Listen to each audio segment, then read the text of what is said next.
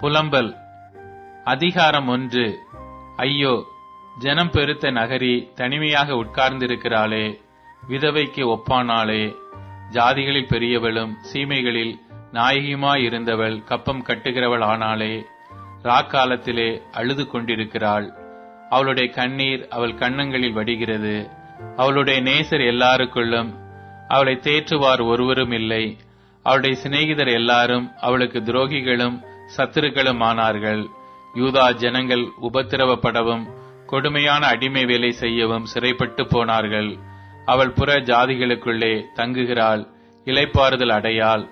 அவளை துன்பப்படுத்துகிற யாவரும் இடுக்கமான இடங்களிலே தொடர்ந்து பிடித்தார்கள். பண்டிகைக்கு வருவார் இல்லாததினால் சியோனுக்கு போகிற வழிகள் புலம்புகிறது. அவள் வாசல்கள் எல்லாம் பாழாய் கிடக்கிறது. அவள் ஆசாரியர்கள் தவிக்கிறார்கள். அவள் கன்னிகைகள் சஞ்சலப்படுகிறார்கள். அவளுக்கு கசப்பே உண்டாயிருக்கிறது. அவள் சத்துருக்கள் தலைமையானார்கள். அவள் பகைஞர் சுகித்திருக்கிறார்கள்.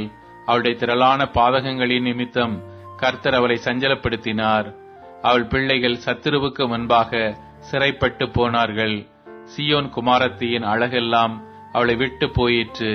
அவள் பிரபுக்கள் மேய்ச்சலை காணாத மான்களுக்கு ஒப்பாகி தொடர்கிறவனுக்கு முன்பாக சத்துவம் இல்லாமல் நடந்து போனார்கள். தனக்கு சிறுமையும் தவிப்பும் உண்டாகிய நாட்களிலே எருசலேம் பூர்வ நாட்கள் முதற்கொண்டு தனக்கு உண்டாயிருந்த இன்பமானவைகளை எல்லாம் நினைக்கிறாள்.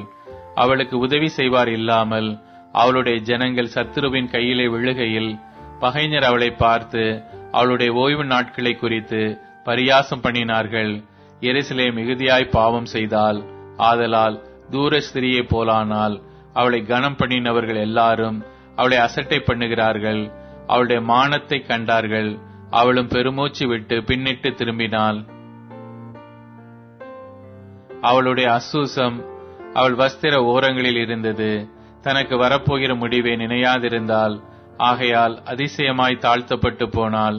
தேற்றுவார் இல்லை. கர்த்தாவே, என் சிறுமையை பாரும். பகைஞன் பெருமை பாராட்டினானே. அவளுடைய இன்பமான எல்லாவற்றின் மேலும் சத்துரு தன் கையை நீட்டினான். உம்முடைய சபையிலே வரலாகாதென்று தேவரீர் விலக்கிய புற ஜாதியார் உமது பரிசுத்த ஸ்தலத்துக்குள் பிரவேசித்ததை கண்டால் அவளுடைய ஜனங்கள் எல்லாரும் அப்பம் தேடி தவிக்கிறார்கள். தங்கள் உயிரை காப்பாற்ற தங்களுடைய இன்பமானவைகளை ஆகாரத்துக்கென்று கொடுத்து விட்டார்கள். கர்த்தாவே, நோக்கி பாரும். எண்ணமற்றவள் ஆனேனே.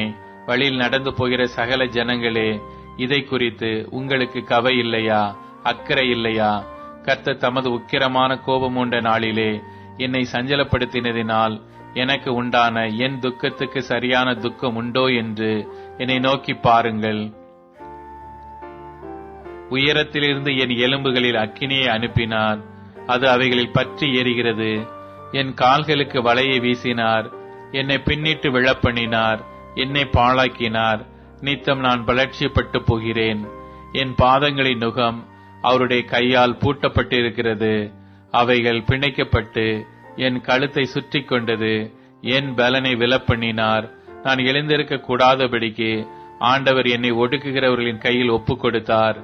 என்னிலுள்ள பராக்கிரமசாலிகளாகிய என்னுடையவர்கள் எல்லாரையும் ஆண்டவர் மிதித்து போட்டார். என் வாலிபரை நொறுக்கும்படி எனக்கு விரோதமாய் ஒரு கூட்டத்தை வரவழைத்தார். திராட்சை பழத்தை ஆலையில் மிதிக்கிறது போல ஆண்டவர் யூதா குமாரத்தியாகிய கன்னிகையை மிதித்தார். இவைகளின் நிமித்தம் நான் அழுகிறேன். என் கண்ணே நீராய் சொரிகிறது. என் உயிரை காப்பாற்றி தேற்றுகிறவர் என்னை விட்டு தூரமானார். பகைஞன் மேற்கொண்டதினால் என் பிள்ளைகள் பாழாய்ப் போனார்கள். சியோன் தன் கைகளை விரிக்கிறாள். அவளை தேற்றுவார் ஒருவருமில்லை.